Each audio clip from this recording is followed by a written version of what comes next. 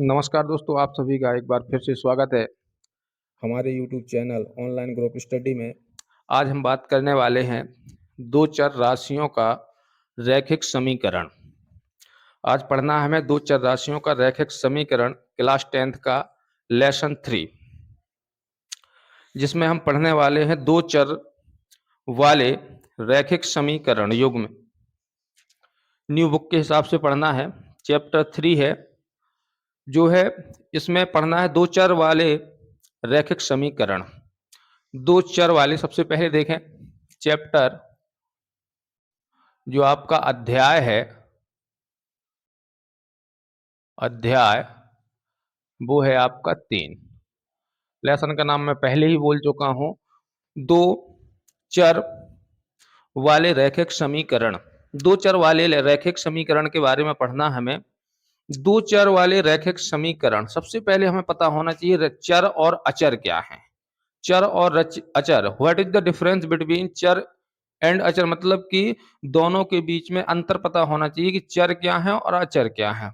चर राशियां वे राशियां होती हैं जो है परिवर्तित होती रहती, जिनके मान में जो है परिवर्तन होता रहता है, उन्हें हम चर राशियां कहते हैं। सपोज किसी भी क्वेश्चंस में हम मान लेते हैं, माना इसकी वैल्यू x है, माना कि जो हमारी कोई वैल्यू है वो x है। जब इसका जो आंसर आएगा वो हमारा क्या हो जाएगा, चर हो जाएगा। मतलब कि जो चर होती हैं वो हमेशा जो है क्या होते रहे, चेंज होते रहते हैं, और जो अचर राशियां हैं वो हमेशा सेम रहती हैं। ठीक है, वो चेंज नहीं हो सकती। चर और अचर ये था। चर राशियां, तो ये हमारी अचर राशि है, ये हमारी क्या है, अचर। और जो है 1 2 3 4 जितनी भी काउंटिंग, मतलब जितने भी लिखते हैं अंक, जितने भी अंक होते हैं वो हमारे क्या होते हैं, चर। तो आप लोगों को चर और अचर के बारे में समझ में आ गया होगा। तो इसमें हमें जो है दो चर राशियों वाले रैखिक समीकरण पढ़ना है, जो कि एक्सरसाइज होगी आपकी 3.1। 3.1 पढ़ने से पहले जो है हमें इसमें पढ़ना है दो विधियां। पहली है आपकी ग्राफीय विधि और दूसरी होती है बीजगणितीय विधि। ग्राफीय विधि और बीजगणितीय विधि, मतलब इससे आपका जो है एक क्वेश्चन 4 मार्क्स का जरूर आता है। या तो आपका जो है बीजगणित से आ जाएगा एक क्वेश्चन, और या फिर आपका जो है ग्राफी विधि से आ जाएगा, जैसा कि 3.1 में दिया है। ठीक है, इस बार जो है आपके 4 सेटों में एग्जाम होने वाले हैं, A B C and D. A set, B set, C set and D set, 4 सेटों में एग्जाम होना है। तो ऐसा नहीं है कि सभी सेटों में विलोपन विलोपन आ जाए या प्रतिस्थापन आ जाए। कुछ सेटों में प्रतिस्थापन आ सकती है, कुछ में जो है आपकी विलोपन, ठीक है, कुछ में ग्राफीय विधि भी आ सकती है। तो आज हम जो है सबसे पहले ग्राफीय विधि को जो है पढ़ने वाले हैं। ओके, और ग्राफीय विधि को जो है पढ़ना है बहुत अच्छे तरीके से पढ़ेंगे। 3.1 है, 3.1 का जो है हम फर्स्ट क्वेश्चन ले रहे हैं। ठीक है ना। पहला क्वेश्चन देख सकते हैं आपको बुक में, मेरे हाथ में बुक है। निम्नलिखित समस्याओं में रैखिक समीकरणों के युग्म बनाइए और उनके ग्राफीय विधि से हल ज्ञात कीजिए। उसने स्पष्ट दे दिया क्वेश्चन में कि निम्नलिखित समस्याओं में रैखिक समीकरणों के युग्म बनाना है। ठीक है, रैखिक समीकरण बनाना है, और रैखिक समीकरण बनाने के बाद ग्राफीय विधि से हल ज्ञात कीजिए। क्वेश्चन आपकी जो है स्क्रीन में होगा। पहला क्वेश्चन, कक्षा 10 के 10 विद्यार्थियों ने एक गणित की पहेली प्रतियोगिता में भाग लिया। यदि लड़कियों की संख्या लड़कों की संख्या से 4 अधिक हो तो प्रतियोगिता में भाग लिए लड़कों की और लड़कियों की संख्या ज्ञात कीजिए। आइए सॉल्व करते हैं इसे, डायरेक्ट सॉल्व करेंगे। इसमें जो है क्वेश्चन को समझना, हमें क्वेश्चन ने क्या कहा है। कक्षा 10 के विद्यार्थी, कक्षा 10 के 10 विद्यार्थी, मतलब हमें टोटल स्टूडेंट पता चल गया। नंबर ऑफ स्टूडेंट कितना है हमारा, 10 स्टूडेंट। उसने कहा है 10 के 10 विद्यार्थियों ने गणित की पहली प्रतियोगिता में भाग लिया। एक गणित की जो पहली प्रतियोगिता हो रही है उसमें भाग लिया।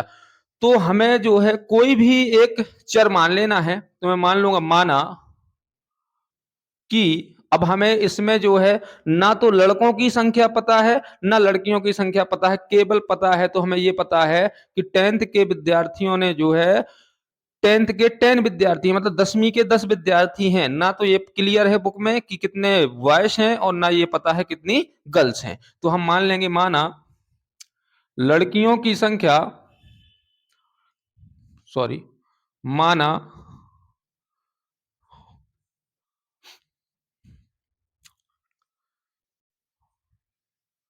लड़कियों की संख्या x है, x, तथा अब लड़कों की संख्या भी होगी, तथा लड़कों की तथा लड़कों की संख्या y है। मैंने मान लिया यहाँ पे कि माना कि लड़कियों की संख्या जो है वो x है और लड़कों की संख्या y है, क्योंकि हमें नंबर ऑफ टोटल स्टूडेंट दिए हैं 10। ओके, अब हम चलेंगे अकॉर्डिंग टू क्वेश्चन, मतलब प्रश्नानुसार, जैसा कि प्रश्न में लिखा होगा उसी के अनुसार कार्य करेंगे। प्रश्नानुसार का मतलब यही होता है, प्रश्न के अनुसार। उसने कहा था कि लड़कों और लड़कियों की संख्या 10 है, तो मैंने कहा यदि इन दोनों का ऐड मतलब सम कितना है, x plus y equal to 10, ये हमें समीकरण पहला मिल चुका है। क्योंकि उसने कहा है कि लड़के और लड़कियों की संख्या मिला के 10 है, तो मैंने मान लिया लड़कियों की संख्या x और लड़कों की संख्या y, इसलिए दोनों मिला के हमारा 10 इक्वल समीकरण नंबर 1।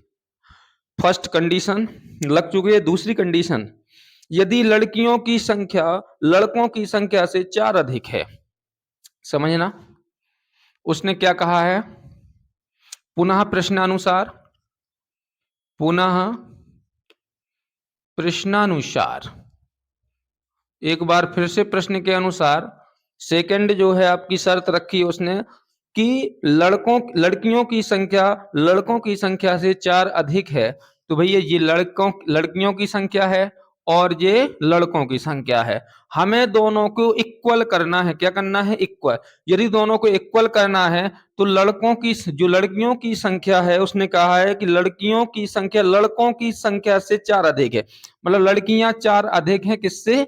लड़कों से। तो लड़कों में कितना जोड़ दिया जाए? 4। यदि आप लड़कों में जो है 4 ऐड कर देते हैं तो दोनों बराबर हो गए, क्योंकि लड़कियां जो हैं वो जो गर्ल्स हैं वो बॉयज से 4 ज्यादा है, ग्रेटर है। तो मैंने क्या किया, 4 लड़कों में जोड़ दिया, दोनों बराबर हो गए। अभी हमें क्या करना है, चर और अचर अचर इस साइड बाकी सब उस साइड, एक्स वाई इस साइड लिख लेंगे, बाकी पूरा का पूरा उसी साइड छोड़ देंगे। तो एक्स प्लस का है वाई माइनस का वाई हो जाएगा, इक्वल में 4 आ जाएगा। Equation second. यहां तक सभी को समझ में आ गया होगा? ओके, फिर से देख लें। मैंने मान लिया था, माना कि लड़कियों की संख्या x और लड़कों की संख्या y है। प्रश्नानुसार दोनों की संख्या जब क्या है, 10 है, दोनों की संख्याओं का योग 10 है, क्वेश्चन में कहा गया है। तो फिर पुनः प्रश्नानुसार x equal to y plus 4 कहां से आ गया? उसने कहा है कि लड़कियों की संख्या लड़कों की संख्या से 4 अधिक है, तो मैं लड़कों की संख्या में जोड़ना पड़ेगा। क्यों? कि लड़कियां तो पहले से 4 अधिक है, इसमें भी जोड़ सकते थे ना, लेकिन नहीं जोड़ा। क्यों? क्योंकि जो लड़कियां तो पहले से 4 अधिक है, यदि 4 और जुड़ जाती तो 8 अधिक हो जाती। इसलिए मैंने क्या करा कि लड़कों में ऐड कर दिया। ओके, इक्वेशन फर्स्ट निकल आया और इक्वेशन सेकंड, 2 इक्वेशन निकल आए। अब इन्हें हमें कौन सी विधि से निकालना है? ग्राफीय विधि से निकालना है, ठीक है ना। उसने कहा है कि समस्याओं को रैखिक समीकरण युग्म में बनाइए और उनके ग्राफीय विधि से हल भी ज्ञात कीजिए। चलिए, सबसे पहले हम समीकरण 1 को ले रहे हैं, लिखेंगे समीकरण 1 से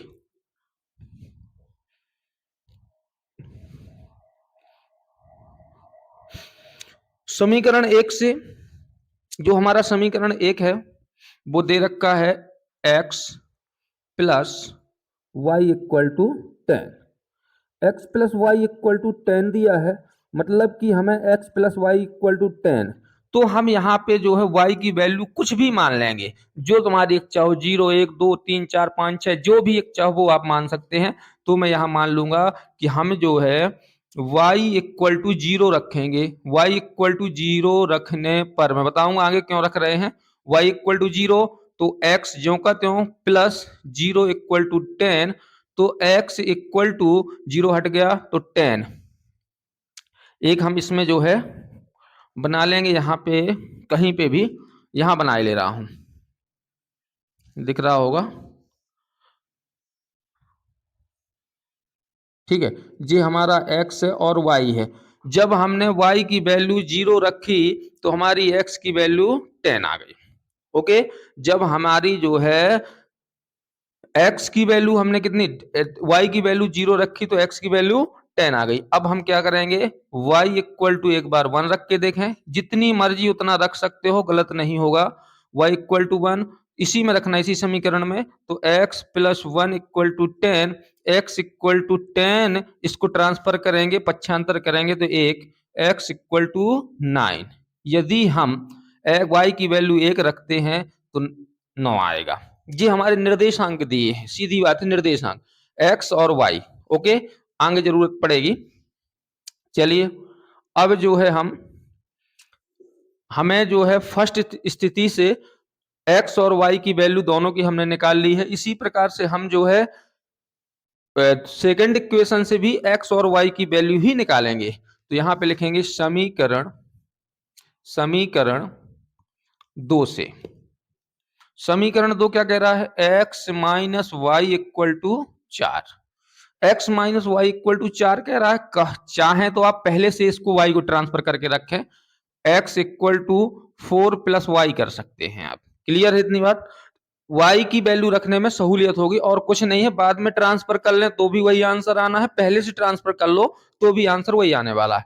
तो मैं यहाँ पे रखूंगा y इक्वल टू 0 रखने पर, क्योंकि 0 रखा है तो y इक्वल टू 0 रखेंगे। अब जो है 0 के अतिरिक्त 1 2 3 4 5 6 7 8 9 दुनिया जितने भी नंबर्स हैं, जितने भी नंबर्स आप जानते हैं, उनको किसी को भी रख सकते हैं। मैं छोटे छोटे नंबर इसलिए ले रहा हूं ताकि ग्राफ बनाने में अपन को सहूलियत हो। ज्यादा बड़ा नंबर हो जाएगा, मैं 30 ले लूंगा तो हमें क्या चाहिए होगा, बड़ा ग्राफ चाहिए होगा 30 के लिए। ओके, तो मैं छोटे नंबर ले रहा हूं, आपको भी हमेशा छोटे नंबर ही लेना है, 1 2 3 4 0।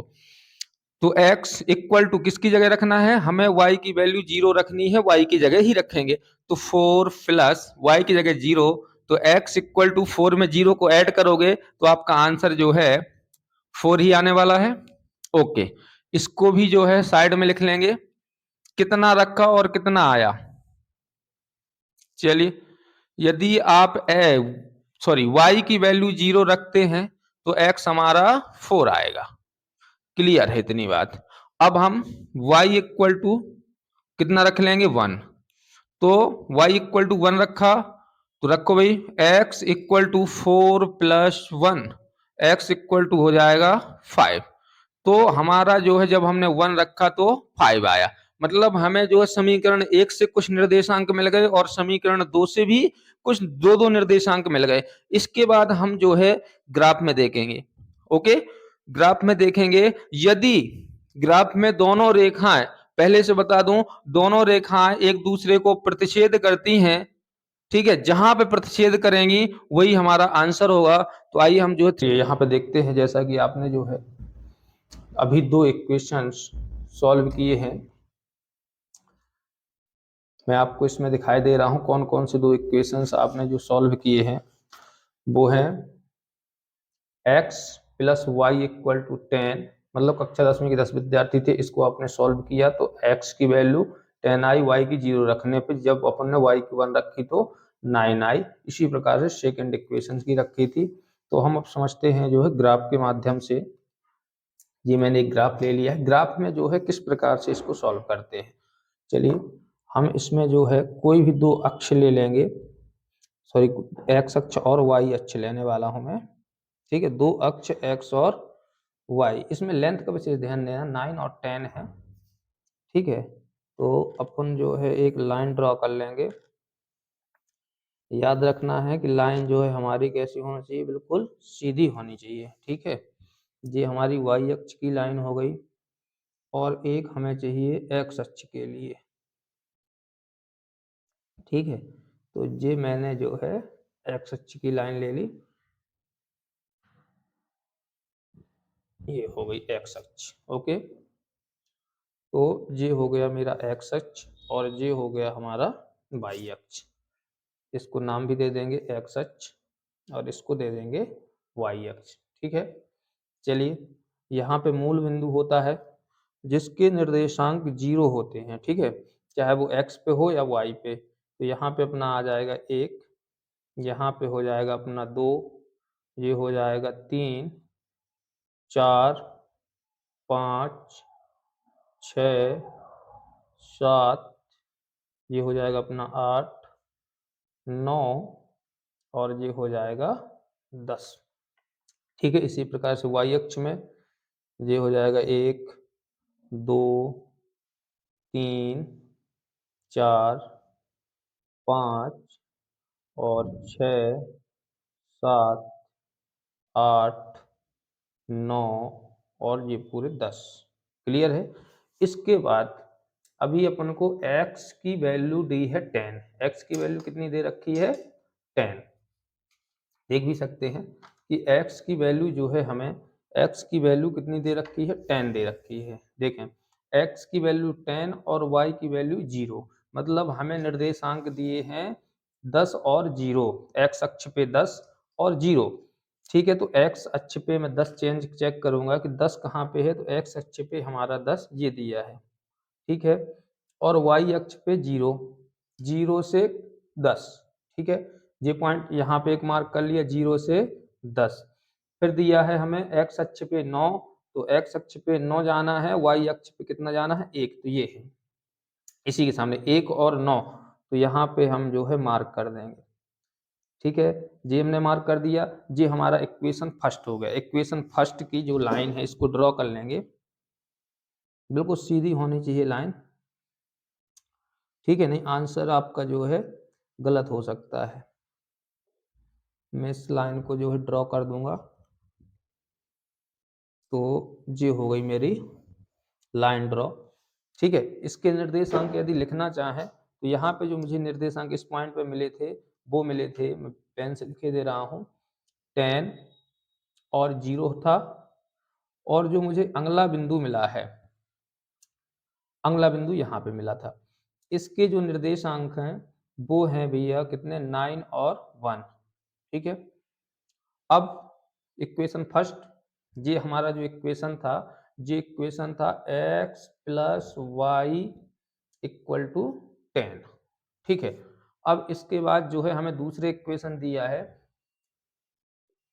x minus y equal to 4 निकाला था इक्वेशन, जिसमें जो है निर्देशांक दिए हैं कितने? 0 और 4, मतलब कि 4 और 0 निर्देशांक हैं, और हमें क्या करना है? 5 और 1, इस पे काम करना है। ठीक है, तो पहले हमें 4 और 0, 0 तो y अक्ष में 0 चाहिए तो ये है, और x अक्ष में 4 तो ये चाहिए, तो यहाँ पे जो है कर देंगे। ठीक है, इसके बाद चाहिए 5 और 1, मतलब x अक्ष में तो चाहिए 5 तो ये है, 1 चाहिए y अक्ष में तो ये है y अक्ष में 1। क्लियर है यहाँ तक? अब देखो, ए लाइन और ये पॉइंट, इन दोनों पॉइंट को मिलाना है, इसके निर्देशांक जो पॉइंट को मिलाएंगे। ठीक है, बिल्कुल जो है सीधी लाइन होनी चाहिए आपकी, तो इन दोनों पॉइंट्स को मिला देना है, यहाँ से लेके ये मिला दिया मैंने। ठीक, कितनी भी लंबी लाइन ले सकते हैं।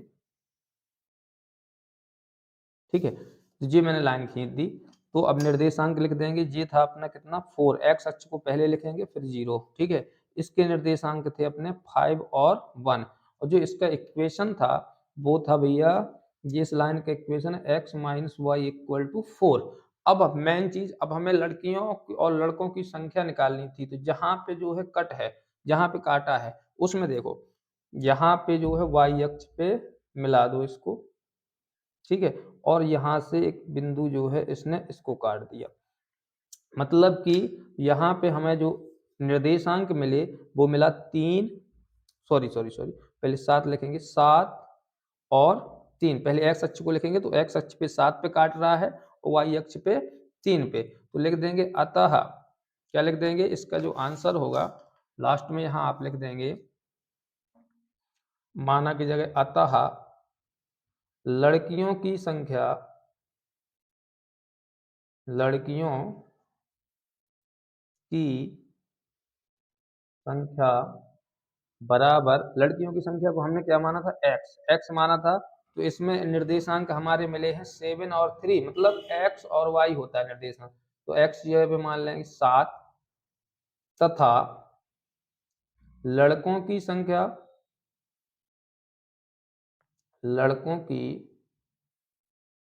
बराबर 3। जी हमारा जो है आंसर है। इस प्रकार से आपको जो है जो ग्राफी विधि है इसको सॉल्व करना है। ठीक है। यदि जो है आपको